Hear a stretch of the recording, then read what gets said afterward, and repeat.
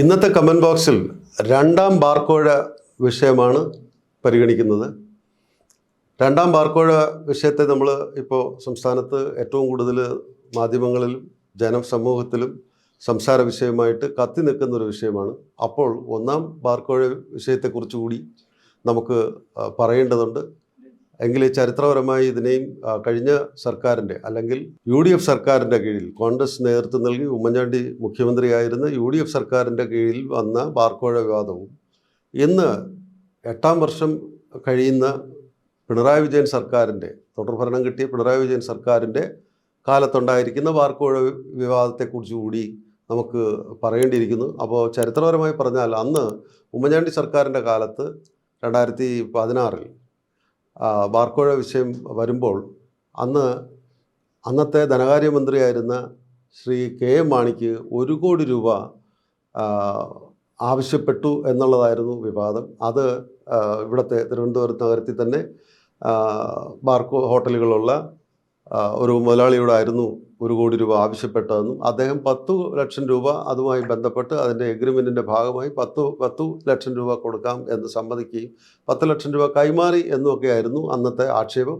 യഥാർത്ഥത്തിൽ അന്ന് ആ ആക്ഷേപം വരുമ്പോൾ അന്നത്തെ വിജിലൻസ് ഡയറക്ടർ അന്നത് വിജിലൻസിൻ്റെ എൻക്വയറിക്ക് വേണ്ടി പ്രാഥമിക അന്വേഷണത്തിന് വേണ്ടി അത് ഉമ്മൻചാണ്ടി സർക്കാർ അന്ന് ശ്രീ രമേശ് ചെന്നിത്തല ആഭ്യന്തരമന്ത്രിയായിരുന്നു. അദ്ദേഹം അതിനെ എടുത്ത് ക്വിക്ക് വെരിഫിക്കേഷന് ഇമ്മീഡിയറ്റ് ആയിട്ട് പെട്ടെന്ന് അതിൻ്റെ ഒരു വസ്തുത പരിശോധിക്കണമെന്ന് പറഞ്ഞുകൊണ്ട് വിജിലൻസിനെ നിയമിച്ചു. വിജിലൻസിനെ ചുമതലപ്പെടുത്തിയപ്പോൾ അന്നത്തെ വിജിലൻസിലെ ഉണ്ടായിരുന്ന അന്ന് DGP തസ്തികയിലുണ്ടായിരുന്ന ശ്രീ ശങ്കർ റെഡ്ഡി അദ്ദേഹം അന്നത്തെ SP സുകേഷിനെ ആയിരുന്നു ഏൽപ്പിച്ചത് അന്വേഷണ ചുമതല. സുകേഷൻ യഥാർത്ഥത്തിൽ അന്വേഷണം നടത്തി 1-2 തവണ റിപ്പോർട്ട് കൊടുത്തു. ഞാനിത് പറയുന്നത് 2-3 തവണ റിപ്പോർട്ട് കൊടുത്തു എന്ന് പറയുമ്പോൾ പലതവണ സുകേഷൻ കൊടുത്ത റിപ്പോർട്ടുകളെല്ലാം തന്നെ ഈ കോഴ 10 ലക്ഷം രൂപ കൊടുത്തു എന്ന് പറയുമ്പോൾ തിരുവനന്തപുരത്ത് പ്രസിദ്ധമായ നമ്മുടെ ഗണപതി ക്ഷേത്രത്തിൻ്റെ മുന്നിൽ വെച്ച് കൈമാറി എന്ന് പറയുമ്പോൾ അത് ആര് എപ്പോൾ എവിടെ നിന്ന് എങ്ങനെ കൊടുത്തു എന്നൊക്കെയുള്ള ചോദ്യങ്ങളെല്ലാം തന്നെ മിസ്സിംഗ് ആണ്. അതൊന്നും പൂർണ്ണമായിട്ടില്ല. അദ്ദേഹത്തിന് ശങ്കർ റെഡ്ഡിക്ക് കിട്ടിയ സുകേഷൻ കൊടുത്ത റിപ്പോർട്ടിൽ അതൊന്നും പൂർണ്ണമല്ല. അദ്ദേഹം അത് വീണ്ടും അത്തരം ആ ഭാഗങ്ങളിലെല്ലാം ചോദ്യചിഹ്നം ഇട്ടിട്ട് എൻക്വയറി കൃത്യമായി നടത്തും. ആര് കൊണ്ടുവന്നു, ആ കൊണ്ടുവന്ന ആളുടെ മൊബൈൽ ടവർ ലൊക്കേഷൻ തുടങ്ങിയ കാര്യങ്ങളെല്ലാം അന്വേഷിച്ച് വന്നപ്പോഴേക്കും 3ാമത്തെ തവണയും റിപ്പോർട്ട് കൊടുക്കേണ്ടി വന്നു. 3ാമത്തെ തവണയും റിപ്പോർട്ട് കൊടുക്കുമ്പോഴേക്കും സുകേഷൻ യഥാർത്ഥത്തിൽ പറഞ്ഞു തൃപ്തികരമായ റിപ്പോർട്ടല്ല എന്ന് ശങ്കർ റെഡ്ഡി പറഞ്ഞപ്പോൾ സുകേഷൻ പുറത്തിറങ്ങി മാധ്യമങ്ങളോട് പറഞ്ഞത് ഇദ്ദേഹം വിജിലൻസ് ഡയറക്ടർ എന്നെ നിർബന്ധിക്കുന്നു, മാണിക്കും സർക്കാരിനും അനുകൂലമായ റിപ്പോർട്ട് തയ്യാറാക്കണം എന്ന് പറഞ്ഞ് നിർബന്ധിക്കുന്നു എന്ന് പറഞ്ഞു.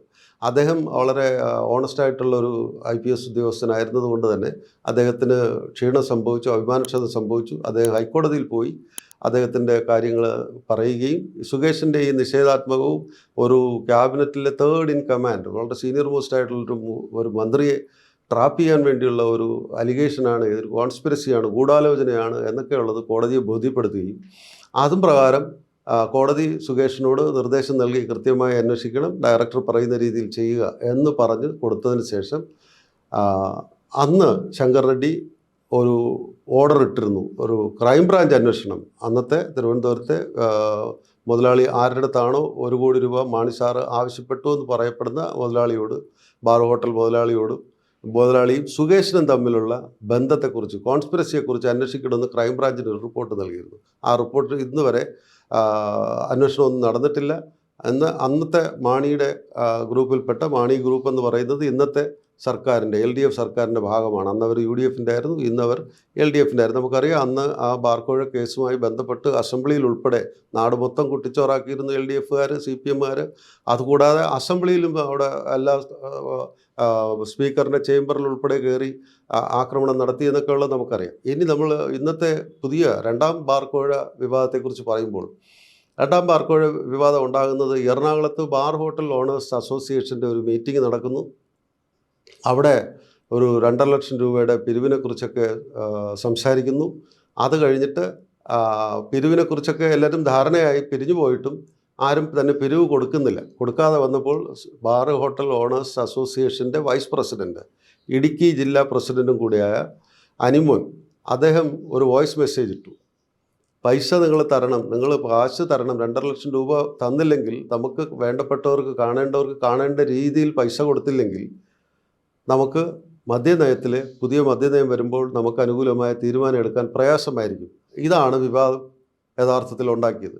ഈ വിവാദം ഉണ്ടായി നിൽക്കുന്ന സമയത്ത് തന്നെയാണ് ഇവിടെ തിരുവനന്തപുരത്ത് അഡീഷണൽ ഡയറക്ടർ, ടൂറിസത്തിൻ്റെ ചാർജുള്ള അഡീഷണൽ ഡയറക്ടർ ഒരു സൂം മീറ്റിംഗ് നടത്തുകയും അതിനകത്ത് 10ലധികം ടൂറിസം മേഖലയിൽ പ്രവർത്തിക്കുന്ന, ടൂറിസം സെക്ടറിൽ പ്രവർത്തിക്കുന്ന സംഘടനകളുമായിട്ട്, അതിനകത്ത് ഹൗസ് ബോട്ട് ഓണേഴ്സ് ഉണ്ട്, കാറ്ററേഴ്സ് ഉണ്ട്, അങ്ങനെ തുടങ്ങി നിരവധി സംഘടനകൾ, 10ലധികം സംഘടനകളുമായിട്ടുള്ള ഒരു സൂം മീറ്റിംഗ് നടന്നു. ആ സൂം മീറ്റിങ്ങിൽ യഥാർത്ഥത്തിലുള്ള സബ്ജക്റ്റ് എന്ന് പറഞ്ഞു കഴിഞ്ഞാൽ റിന്യൂവൽ ഓഫ് എക്സൈസ് പോളിസി എന്നുള്ള ടൈറ്റിൽ, എന്നുള്ള സബ്ജക്റ്റ് വെച്ചുകൊണ്ട് തന്നെ ഒരു സർക്കുലർ ഇറങ്ങിയാണ് ഈ സംഘടനകളുടെ എല്ലാം സൂം മീറ്റിംഗ് നടത്തിയത്.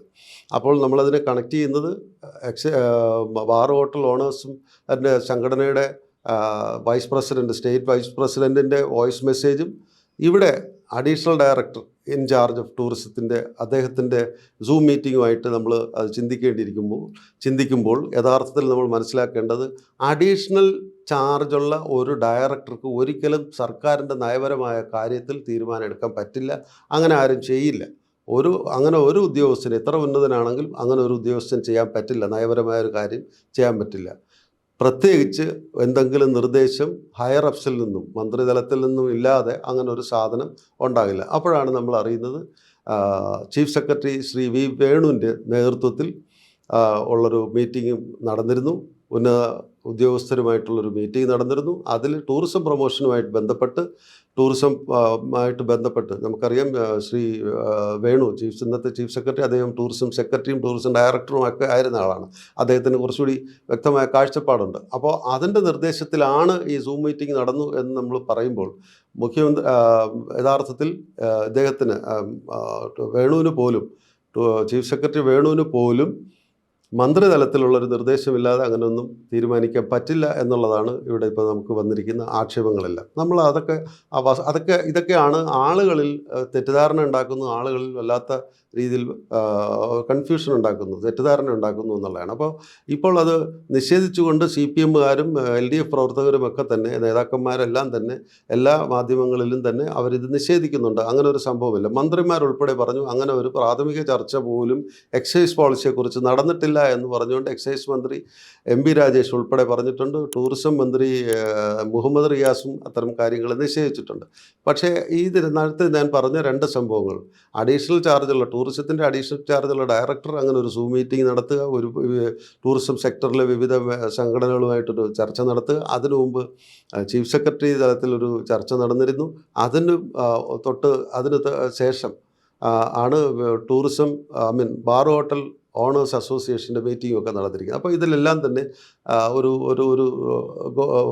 തെറ്റിദ്ധാരണ ഉണ്ടാക്കുന്നു, സംശയകരമായ സാഹചര്യങ്ങളെല്ലാം തന്നെ നിലനിൽക്കുന്നു. പക്ഷേ ഇപ്പോൾ CPM നേതൃത്വം കൂടെ പറയുന്നത് ബാർ ഹോട്ടൽ എക്സൈസ് പോളിസി തീരുമാനിക്കാൻ എന്തിന് ഞങ്ങൾ ടൂറിസം സെക്ടറിലെ എല്ലാ സംഘടനകളെയും വിളിക്കുന്നു? അവിടെയാണ് പ്രസക്തി ഇരിക്കുന്നത്. നമ്മുടെ ഈ വീഡിയോയുടെ പ്രസക്തി, ഈ കമൻറ്റ് ബോക്സിലെ വീഡിയോയുടെ പ്രസക്തി എന്ന് പറയുന്നത്, ഈ ടൂറിസം മേഖലയിൽ സർക്കാർ കഴിഞ്ഞ 2-4 വർഷമായി പറഞ്ഞുകൊണ്ടിരിക്കുന്നു, എല്ലാ ഹോട്ടലുകളിലും, ഹോട്ടൽ ആൻഡ് റെസ്റ്റോറൻറ്റുകളിൽ ഉൾപ്പെടെ വൈനും ബിയറും സപ്ലൈ ചെയ്യണം എന്ന് പറയുന്നുണ്ട്. ഒരു നയം, അങ്ങനെ ഒരു പോളിസി സർക്കാരിൻ്റെ മുന്നിലുണ്ട്. അത് എപ്പോൾ നടപ്പിലാക്കും എന്ന് പറഞ്ഞ് ആർക്കും അറിയില്ലായിരുന്നു. പക്ഷേ ഇപ്പോഴത്തെ ഈ ഇലക്ഷൻ 4-ാം തീയതിക്ക് ശേഷം ഏത് സമയത്തും അങ്ങനെ നടപ്പിലാക്കുമെന്ന് വിചാരിച്ചിരിക്കുന്നു.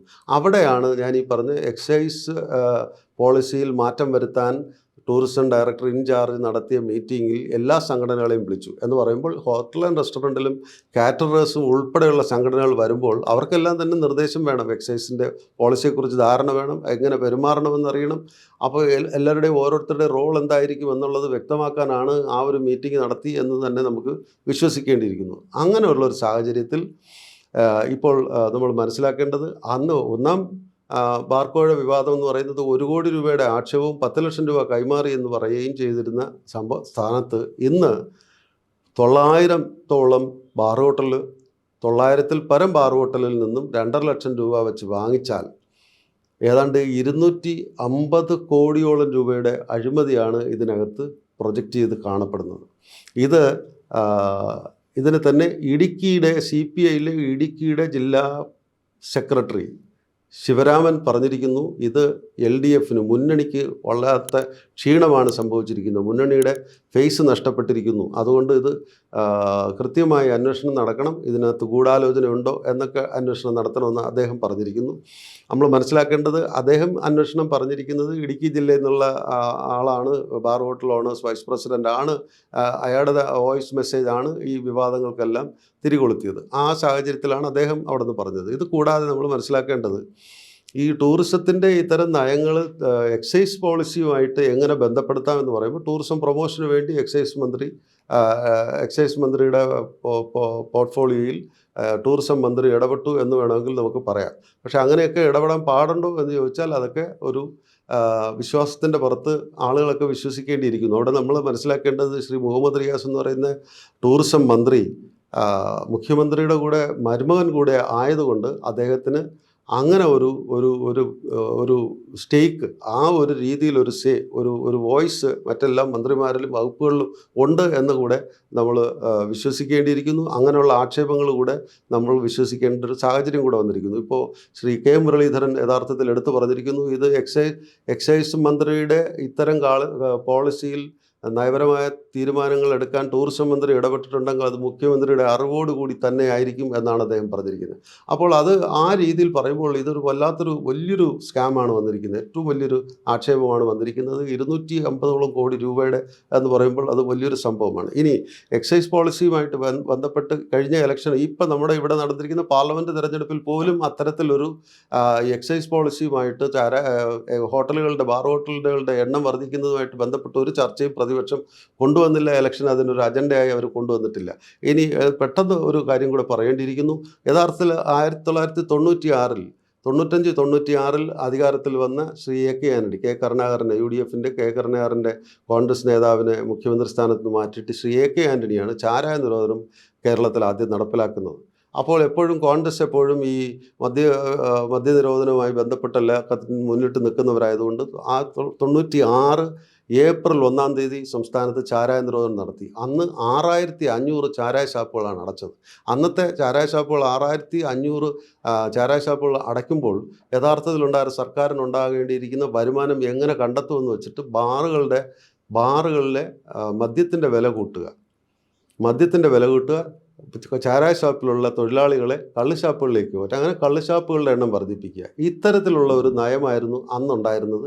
ആ നയം എല്ലാം തന്നെ മാറ്റും എന്ന് പറഞ്ഞുകൊണ്ട് യഥാർത്ഥത്തിൽ പിന്നീട് വന്ന 96-ന് ശേഷം വന്ന നായനാർ സർക്കാർ അതിനെ മാറ്റുമെന്ന് പറഞ്ഞെങ്കിലും അത്തരത്തിലൊരു നയത്തിലും മാറ്റം വരുത്തിയിട്ടില്ല. നമ്മളിപ്പോഴും മനസ്സിലാക്കേണ്ടത്, എല്ലാ കാലത്തും എല്ലാ മുന്നണി LDF എന്നോ UDF എന്നോ എന്ന് ഭേദമില്ലാതെ, വ്യത്യാസമില്ലാതെ തന്നെ യഥാർത്ഥത്തിൽ എക്സൈസുകാർ, ബാർ ഹോട്ടൽ ഓണേഴ്സ്, ഇത്തരം വ്യവസായികൾ എപ്പോഴും സർക്കാരിൽ അവരുടേതായ ഒരു സ്വാധീനം നടത്താറുണ്ട്. രാഷ്ട്രീയ പാർട്ടികൾക്ക് അവരിൽ നിന്നും ഒരുപാട് സാമ്പത്തിക സഹായം ലഭിക്കുന്നുണ്ട് എന്നുള്ളത് തന്നെയാണ് ഇവിടെ പൊതുജനത്തിൻ്റെ കൺസേൺ, പൊതുജനം ചിന്തിക്കുന്നത്. അത് ഇത്തരം വിവാദത്തോടു കൂടി, രണ്ടാം ബാർക്കോഴ വിവാദത്തോടു കൂടി തന്നെ അത്തരം വിശ്വാസം, ജനങ്ങളുടെ മുന്നിലുള്ള അത്തരം വിശ്വാസം ഊട്ടിയുറപ്പിക്കുന്നു എന്നുള്ളതാണ് പറയുന്നത്. ഇനി ഒരു കാര്യം കൂടെ പറയാനുള്ളത്, ബാറിലെ വിദേശ മദ്യത്തിൻ്റെ വില കൂട്ടുമ്പോൾ യഥാർത്ഥത്തിൽ ഒരു സാമൂഹിക പ്രശ്നമാണ്. സാമൂഹിക പ്രശ്നം എന്ന് പറയുമ്പോൾ, ഈ നിത്യം മദ്യപിക്കുന്ന ഒരു തൊഴിലാളി ഒരിക്കലും മദ്യപാനം ഒഴിവാക്കുക, മദ്യപിക്കുന്നതിൻ്റെ അളവ് കുറയ്ക്കുകയോ ചെയ്യില്ല. പകരം അദ്ദേഹത്തിന് കിട്ടുന്ന പൈസ മൊത്തം മദ്യപിക്കും, വീട്ടിൽ പട്ടിണിയാകും, വീട്ടിൽ കുടുംബകലഹങ്ങളുണ്ടാകും. അത്തരം ഒരു സാഹചര്യം കൂടെ നമ്മൾക്കൂടെ ഓർമ്മിപ്പിക്കേണ്ടിയിരിക്കുന്നു. പക്ഷേ ഇത്തരം സാമൂഹിക വിപത്തിനെക്കുറിച്ച് LDF സർക്കാർ, പ്രത്യേകിച്ച് ശ്രീ പിണറായി വിജയൻ 8 വർഷമായി നേതൃത്വം നൽകുന്ന ഈ സർക്കാർ ബാർ ഹോട്ടലുകളുടെ എണ്ണം വർദ്ധിപ്പിച്ചുകൊണ്ടിരിക്കുന്നു, മദ്യത്തിൻ്റെ വില കൂട്ടുന്നു. അങ്ങനെ സാമൂഹികമായ വിപത്തിനെതിരെ യാതൊരു വിധത്തിലുള്ള പരിഗണനയും നൽകുന്നില്ല എന്നുകൂടി കമൻറ്റ് ബോക്സിൽ പറയേണ്ടിയിരിക്കുന്നു. കമൻറ്റ് ബോക്സിലേക്ക് പ്രേക്ഷകർക്ക് ഏതെങ്കിലും വിഷയം അവതരിപ്പിക്കണമെന്ന് താല്പര്യമുണ്ടെങ്കിൽ ഞങ്ങളുടെ on_the_comment_box@gmail എന്നുള്ള അഡ്രസ്സിൽ ഞങ്ങളെ എഴുതി അറിയിക്കുക. ഞങ്ങളതിൻ്റെ വസ്തുതകൾ പരിശോധിച്ചിട്ട് ഈ കമൻറ്റ് ബോക്സിൽ നിങ്ങൾ നിർദ്ദേശിക്കുന്ന പ്രോഗ്രാം അവതരിപ്പിക്കുന്നതായിരിക്കും.